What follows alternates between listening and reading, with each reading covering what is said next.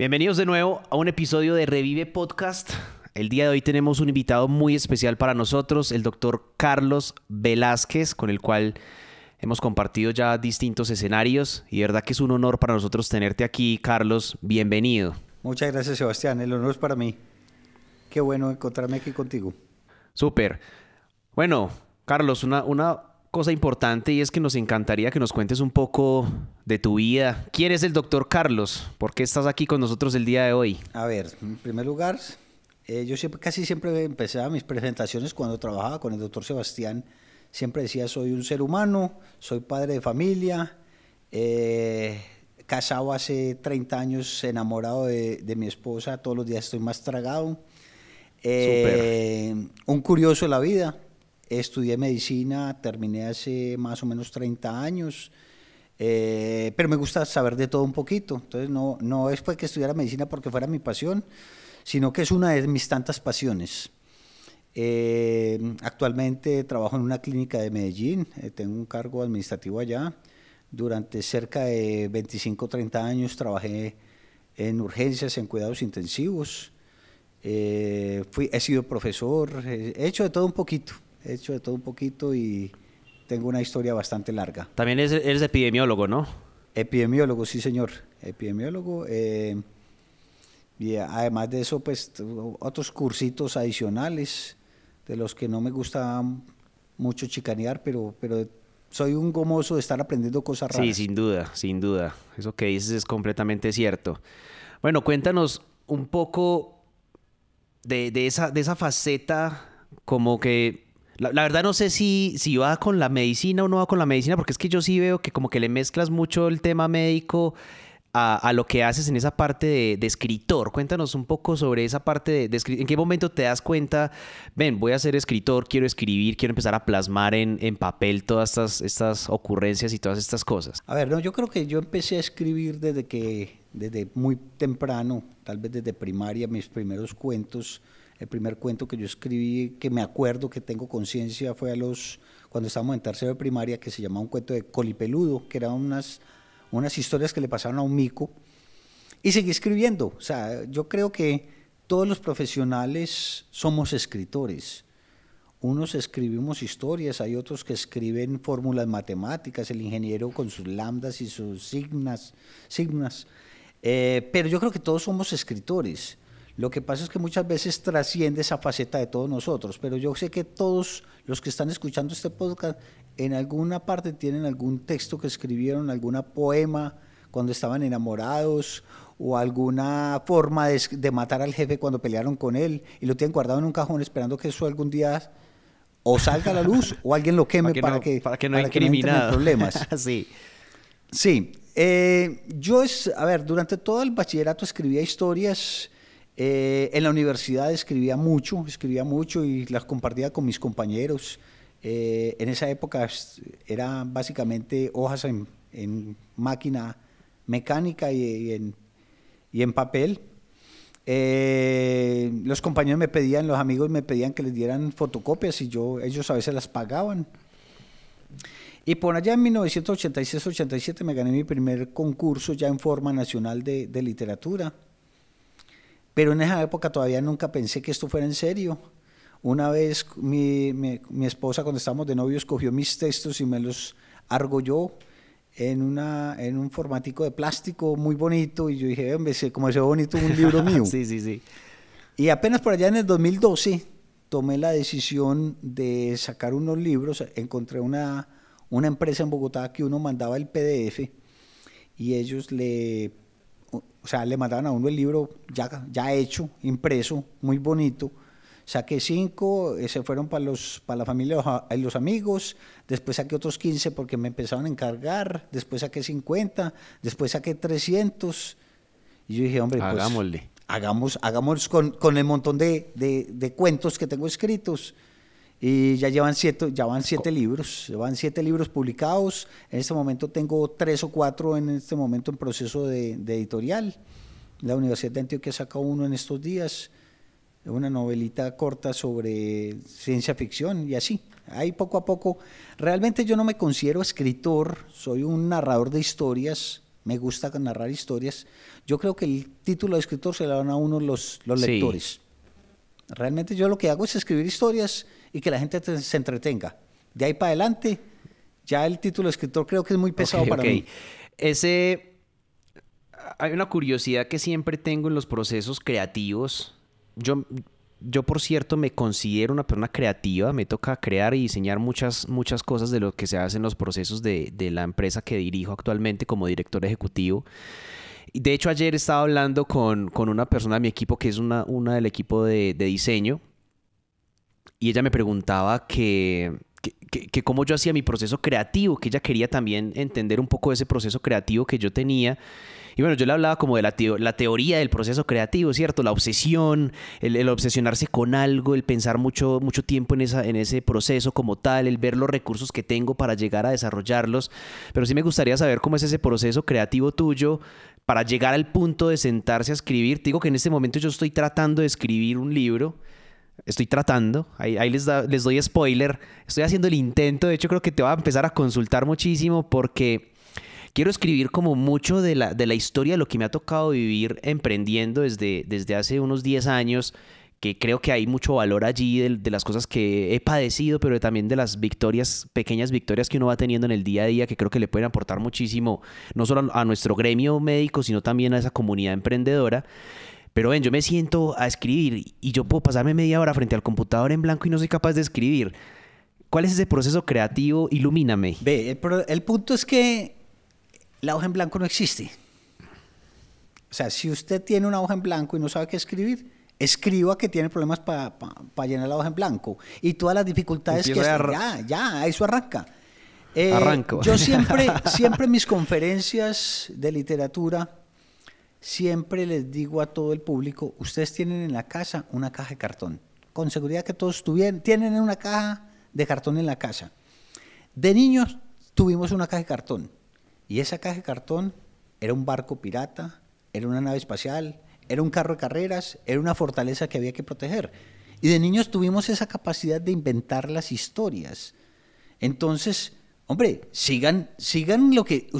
Eso fue lo primero que ustedes aprendieron a hacer, a crear. Entonces, ¿por qué se dejaron ganar por la idea de que para ser adultos hay que dejar de inventar historias? Las historias están ahí. Yo aquí al frente tengo un micrófono, para los que nos están escuchando y no nos están viendo, tengo un micrófono y yo me puedo imaginar que meto mis dedos en este micrófono, los meto bien profundo en la espuma y te toco la nariz y te jalo en la nariz y venga acá, Sebastián, para acá y te puedo traer hasta acá. Eso solamente lo da el nunca crecer. O sea, el volver, el seguir siendo niños. Entonces el texto, o sea, cualquier cosa es posible cuando uno la imagina. Y el problema es que nosotros nos ponemos en la cabeza un montón de barreras para imaginar. Entonces esas barreras que nosotros nos ponemos son las que nos impiden hacer las cosas. Cuando yo era niño, en los años 60, 60, 70, había un detective que era Dick Tracy. Él cogía su reloj y hablaba con los demás y les veía la cara. Eso alguien lo imaginó y ahora es posible. Todo lo que tenemos, en su momento era una locura. Sí, todo lo que tenemos en este momento en los aviones, el internet, fue porque alguien en algún momento lo imaginó. Hay que empezar por ahí, imaginar. Entonces, la empresa que tenés es porque algún día la imaginaste. Entonces, con la imaginación se puede empezar a crear mundos. O sea, no es tan difícil. Eso lo aprendimos de niños y muchos, infortunadamente, permiten que esto se olvide. Hay que seguir con la caja de cartón. Hay que seguir todavía con la caja de cartón. ¿Cómo es ese proceso tuyo cuando vas a empezar a escribir algo? ¿Escribes de corrido o empiezas como a ir rayando, vas sacando tus bocetos? ¿Cómo es ese proceso creativo inicial? No, a mí me da mucha dificultad es parar de imaginar cosas. O sea, el punto es que... La dificultad tuya está en controlar como todo todo. Yo soy una gran... Esa tormenta de... Sí, soy un gran imán, una gran antena para recibir ideas. Aquí mientras estoy hablando con vos, se me ocurren un montón de historias para escribir. Lo que necesito es tiempo. Pero sí, hay cuentos, inclusive tengo un cuento que me acuerdo que lo inventé cuando estaba dormido. Y me desperté y yo decía, no puedo perder esta historia, no puedo dejar que esto se me pierda. y todo el día hasta las 10 de la noche escribiendo el cuento hasta que quedó listo. Tengo una novela, estoy en este momento en proceso de una novela que estoy sacando, pues que estoy escribiendo, y esta historia tiene por lo menos unos 20 o 30 años. Y cada vez le voy metiendo, cada vez que me voy enterando de más datos históricos de la ciudad donde se produce la novela, se va creciendo más. Hay procesos que se pueden demorar mucho tiempo, pero cuando uno tiene algo listo, eso sale. A ver, el generar una idea, eso es igualito a un parto. Uno la concibe y crece adentro, y crece, y crece, y crece, y se va alimentando un montón de cosas de las que uno respira y come. Y llega un momento en que eso ya no puede uno atajarlo, eso tiene que salir. Expulsivo. Expulsivo, y eso tiene que salir en el momento, y hay un momento en que uno dice, definitivamente esto ya está maduro y tiene que salir. Y cuando sale, uno le va dando forma y lo va puliendo. Entonces ese bebé que uno le enseña a caminar, que le enseña a crecer, hasta que ya está listo para que el mundo lo conozca. Pero entonces uno, ya después de que uno la sacó de la cabeza o de adentro, ya uno se pone a pulirla para que los demás puedan disfrutar de eso que uno sacó. Ahí es la otra parte, es la parte de la corrección. La parte de la generación de ideas es muy sencilla, simplemente no se inhiban. Ese es el punto triste de muchos escritores que empiezan a inhibirse. Esto no le va a gustar a nadie, es que yo no sé escribir, es que yo no soy capaz, es que van a pensar que está mal escrito. No, hágalo. Y después púlalo y corríjalo y aprenda. Uno de los problemas de cuando alguno va a escribir es que uno quiere escribir como García Márquez o quiere escribir como Sí. Germán Hesse. Sí. No, venga. Sí, uno ya quiere sacar la super... No, venga, no. El super Nobel. Escriba las cosas como usted normalmente las dice. Hable como usted normalmente habla. Ahí es cuando las cosas se dan fluidamente. Uno ve, por ejemplo, las reinas de belleza encartadas para responder una pregunta muy sencilla. Y uno dice, hombre, pero ¿por Sí. qué no responde lo que normalmente le responderían a una sola persona? Es que quieren sacar la superfrase que quede en todos los libros y en todas las... No, venga, si usted está hablando con Y una antes persona... todo lo contrario. No, diga lo que tenga que decir y dígalo en sus palabras, que posiblemente después va a encontrar la mejor forma de que esas palabras sean las correctas y las precisas. No es tan difícil. Súper. Obviamente todo este tema de escribir, me imagino que te ha traído unos retos importantes. ¿Cuál es ese reto de pronto el momento de decir y tomar la decisión, bueno, quiero publicar esta obra? Quizás fue la primera, ¿cierto? Generalmente el primer proceso es como el más duro de todos, ¿no? Pero ¿cuál es ese mayor reto al que te has enfrentado frente a esas situaciones? Ve, para los escritores hay un reto muy grande y es que hay unas grandes empresas de marketing que manejan la parte de la literatura. Tenemos empresas muy grandes y ellos solamente apoyan a la gente que ven que pueden sacarle beneficios económicos. Como en la música, pues como en la industria de la música, algo muy parecido. Exactamente. Entonces ha sido muy difícil y por eso es que muchos escritores son desapercibidos. Yo he tenido contacto con varios amigos que son escritores.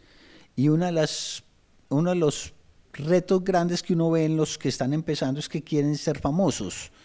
No sea famoso. Escriba para que los amigos suyos se diviertan con lo que uno escribe. Porque es que el problema es que muchas de estas empresas buscan que fulanito de tal sea el hijo de, o el primo de, o el que tiene contactos con. Y es muy difícil así. Uno a veces se pone a mirar ciertos escritores famosos, ¿qué hubiera pasado si no hubieran sido hijos de, o amigos de, o de la familia de? Posiblemente Nadie los conocería. Uno encuentra unos textos bellísimos de gente desconocida. Y yo creo que para allá va la literatura. Uno cada vez ve que más bestsellers están mal escritos o están mal planteados, pero son apoyados por las grandes empresas, las grandes editoriales. Y eso pasa igual como que con los programas ahora del Factor X o del estos realities, donde tienen que producir una persona que les dé frutos económicos. Algo comercial. Muy comercial. Entonces, infortunadamente estas empresas comerciales, uno se pone a ver, uno entra a una librería, compra el bestseller y en la primera frase dice, esto está gramaticalmente incorrecto, ni siquiera está la trama como debe ser. Uno encuentra grandes novelistas que uno dice, hombre, muy bueno, escribe muy bueno, pero la trama se la tumba a uno con una pregunta sencilla de cualquier brecha que hay en la historia, y uno dice, la historia está mal hecha, si hubiera usado un teléfono se hubieran dado cuenta. Sí. Entonces uno de los problemas grandes para publicar es eso, que las empresas buscan gente que pueda ser famosa y a veces uno tiene que empezar desde abajo. De hecho, una vez un mentor de emprendimiento me decía, cuando usted vaya a ir a la librería a comprar un libro de emprendimiento, los que digan best seller, no los compre. Eso es trash, es basura. O sea, de hecho él me decía eso, hay que buscarse estos, pero siempre lo tenía ya claro en que ahí estaba lo comercial. Sucede en la música, a mí me gusta mucho buscar bandas de música independientes que no son patrocinadas por grandes disqueras ni nada de eso, y uno encuentra unos talentos y unas cosas que uno dice, pero ¿por qué esto el mundo no lo conoce? ¿Por qué no siguen escuchando una cantidad de música tan igual? Porque, por ejemplo, la tendencia actual, pues, que tiene que ver con el reggaetón, que no está mal, pues, si escucho o no reggaetón o no, pero personalmente a mí no me gusta y me parece que es como el mismo sonsonete todo el tiempo, y yo digo, pero ¿por qué están ahí habiendo tantas cosas tan increíbles detrás de esto? Y lo mismo sucede en la literatura, ¿cierto? Lo que tú dices es completamente cierto. Básicamente, que sea un bestseller no quiere decir que sea, pues, el mejor libro, lo mejor que te vas a encontrar para leer. Y hay literatura muy buena, pues, desconocida. Y sin duda, pues, es un reto difícil, porque obviamente ahí ya tengo como una pregunta, y es, ¿cómo haces para subsidiar o fondear como todo ese proceso de lo que quieres hacer allí para la edición y pues, la corrección y todo lo que tiene que ver con el proceso de escritura y literario? Bueno, mira, los primeros libros que saqué prácticamente fueron revisados por mí y editados por mí, la parte de la diagramación era por mí, pero es que yo lo estaba haciendo, era para los amigos. Y tengo amigos que me decían, no, eso es lo mejor de todo, eso es lo más bonito de todo. Se te fue una coma de más, se te fue una tilde de más, pero ellos entendían perfecto. Ese es el miedo de uno convertirse en un escritor, porque ya va a haber la crítica cruel y despiadada a lo que uno escribe. Y por eso es que a mí tampoco es que me agrade ser mucho un escritor famoso. Hombre, yo lo que quiero es distraer a la gente, contar historias y que aprendan otra vez, que vuelvan otra vez a coger el gusto por inventar historias y conocer mundos nuevos. Es muy complicado porque al principio prácticamente los primeros libros eran financiados por mí, todos. Y se va uno dando a conocer poco a poco. Esto es un proceso lento, esto no es algo de la noche a la mañana. Casi 10 años después yo puedo decir, hombre, por lo menos me conocen un poco. He tenido apoyo de muchos profesores, muchos escritores que han creído en mi trabajo y entonces me recomiendan y hablan bien de mí, me sacan en los artículos y todo. Y estoy muy agradecido con ellos. Pero no es fácil y básicamente esto es para pasarlo bueno, para disfrutar, para inventar historias, para inventar que soy capaz de traerte a vos desde tocando aquí el micrófono y jalarte para acá y venga, conversemos en el mismo lugar. Y eso es lo bonito de esto, soñemos, démonos el permiso de soñar y de inventar mundos, y si soy famoso o si no soy famoso, eso es lo de menos. Yo tengo un problema que de hecho tú lo tienes escrito en un libro, y es que yo soy desmemoriado. Cuéntanos un poco de ese libro que escribes, creo que es los cuentos de la monja sin cabeza, que tienes como varias cosas ahí, que es como anécdotas de un médico desmemoriado, creo que es el título que tienes en ese libro. Cuéntanos por qué el nombre, por qué le empiezas a dar ese trasfondo. El punto era, o sea, el título anécdotas era porque era anécdotas, pero eran de un doctor. Entonces, pero ese doctor sos vos. Eso fue tal vez... Sí, es una serie de cuentos, de anécdotas que cuento, muchas relacionadas con mi rural, cosas que pasaron en mi rural. Hay muchas personas que se ven identificadas ahí. Una vez me pasó con un médico que leyó el libro y dijo, ve, fulanita tal, el que vos lo mencionás, ese es tío mío. Y yo, no, venga, pero es que vos le cambiás los nombres y cambiás todo, pero estás describiendo al tío mío. Y era el celador de un hospital donde trabajé. Y resultó que este médico era el tío, era el sobrino de uno de mis personajes. Y ahí fue cuando dije, uy, tengo que tener mucho cuidado cuando escriba de las personas porque no puedo llegar a ofender a nadie. Claro. Ese primer libro básicamente son anécdotas, fue un ensayo de libro. Ya después llegaron otros tipos de historias un poquito más de ficción, pero lo primero que uno escribe generalmente son anécdotas. Sí. Anécdotas de un médico desmemoriado era porque era tratando el médico 20 años después de haber hecho su rural, escribir todas esas cosas que le habían ocurrido. Recordar. ¿Y cuál es de las historias que escribiste ahí, cuál es la que a ti te gusta más, la más graciosa de todas? Tengo muchas. Una es la de la punción lumbar. Esa la voy a contar acá. Eso ocurrió en un hospital de Medellín. Un médico que fue con el interno a hacer una punción lumbar a un paciente, le explicaron todo al paciente, cómo era el proceso. Después fueron y se lavaron las manos, la enfermera ahí pendiente de que el paciente no se fuera a mover. El estudiante llegó y puncionó la piel y el médico le iba diciendo, bueno, ya pasaste la piel, ahora va a seguir el ligamento interespinoso. ¿Lo sentiste? Sí, doctor. Bueno, seguí un poquito, vas a pasar el ligamento amarillo. ¿Lo sentiste? Sí, doctor. Bueno, vas a sentir que vas a perder un espacio, vas a llegar a un espacio, al espacio raquídeo. El interno miró al profesor. ¿Lo sentiste? Perfecto, ya llegaste al espacio raquídeo, sacale el alma. No, doctor, el alma no, el alma no, el alma no. El pobre paciente, nadie le había explicado que el alma era otra cosa y el pobre viejito no entendía cómo era que le iban a sacar el alma. Esa es una historia muy, muy graciosa. Tengo varias inocencia del paciente. en esas historias. La inocencia del paciente, y yo al final doy mi corolario de que hay que explicar muy bien a los pacientes. Lo que posiblemente va a quedar en uno de los podcasts que vamos a tener relacionado con la historia clínica es eso, es ser muy claro de qué es lo que se va a hacer. Sí, eso también me pareció muy chévere que siempre como que lo extrapolas y lo llevas a esa parte de la importancia de esa comunicación, esa relación médico-paciente, de comunicar muy bien con el paciente, de ser muy empático con el paciente. A veces nosotros como profesionales asumimos mucho que creemos que el paciente tiene la misma información que nosotros tenemos en la cabeza.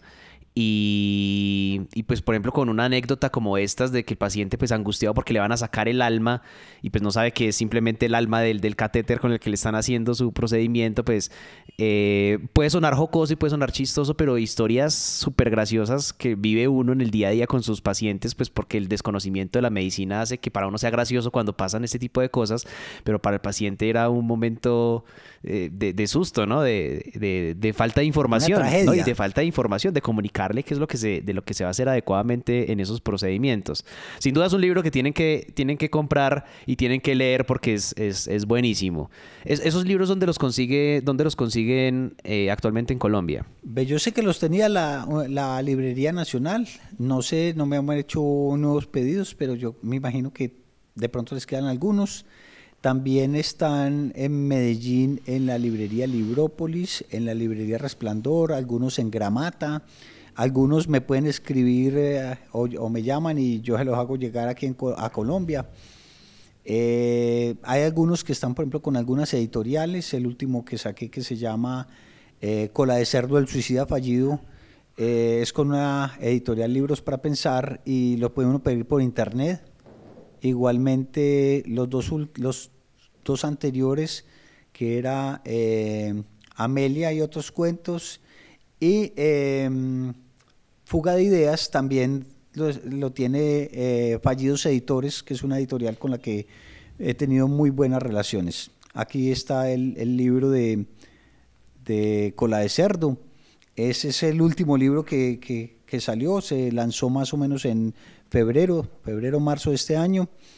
Y en este momento con la Universidad de Antioquia va a salir uno que se llama Matar al Lobo, que es una historia relacionada con Hitler, pero en el 2028.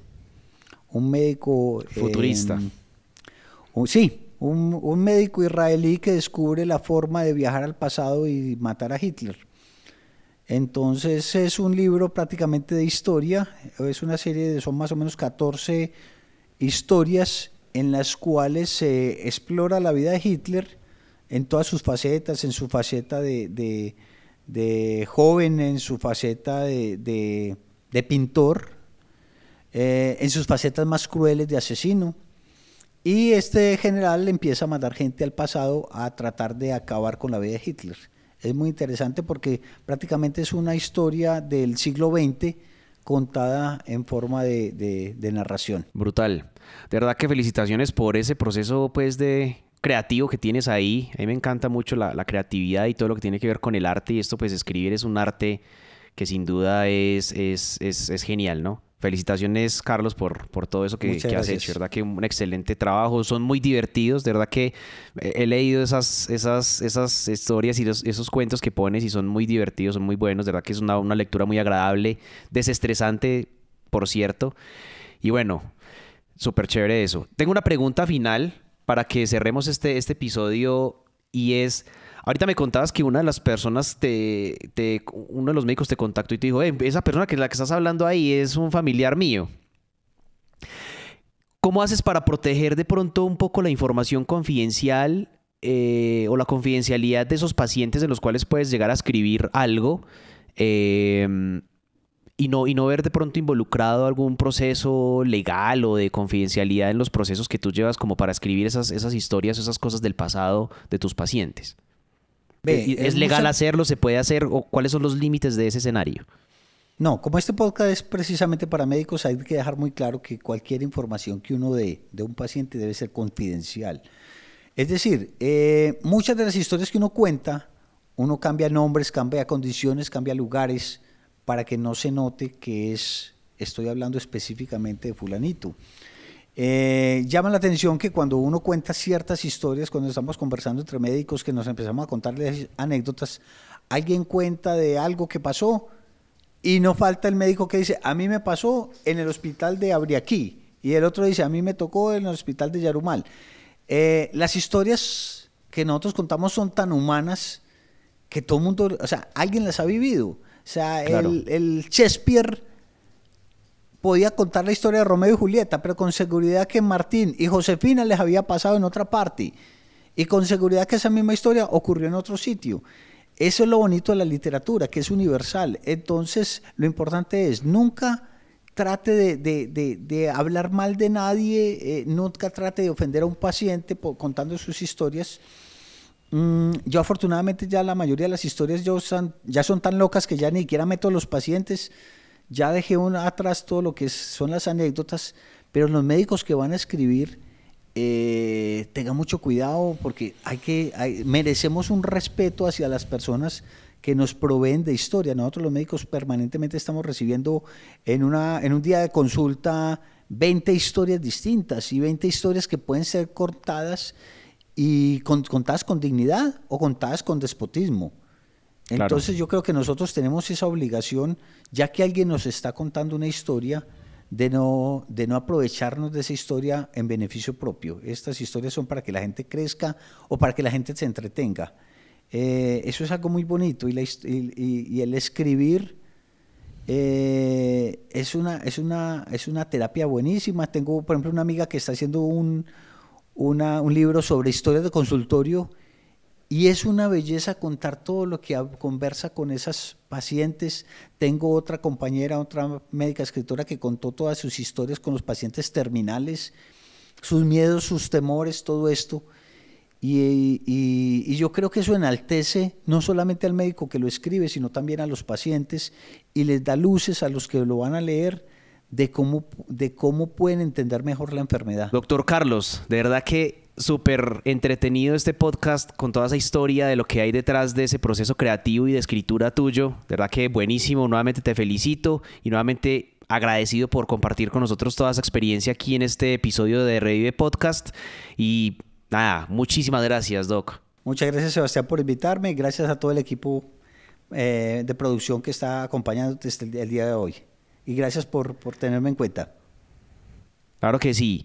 A todos ustedes, gracias por llegar hasta este momento del Revive Podcast. No olviden suscribirse en el canal de YouTube, darle activar a la campana para que les lleguen las notificaciones de los siguientes episodios que vamos a estar subiendo en estos escenarios de Revive Podcast y seguirnos en nuestras redes sociales como @gprevive. En la descripción del video de YouTube vamos a dejar el link del blog del doctor Carlos para que también lo sigan porque tiene historias y cosas muy chéveres allí también que pueden leer y que pueden conocer por parte de su blog y de los contenidos que él ha creado allí. Así que muchas gracias por llegar hasta este momento y nos vemos en un próximo episodio.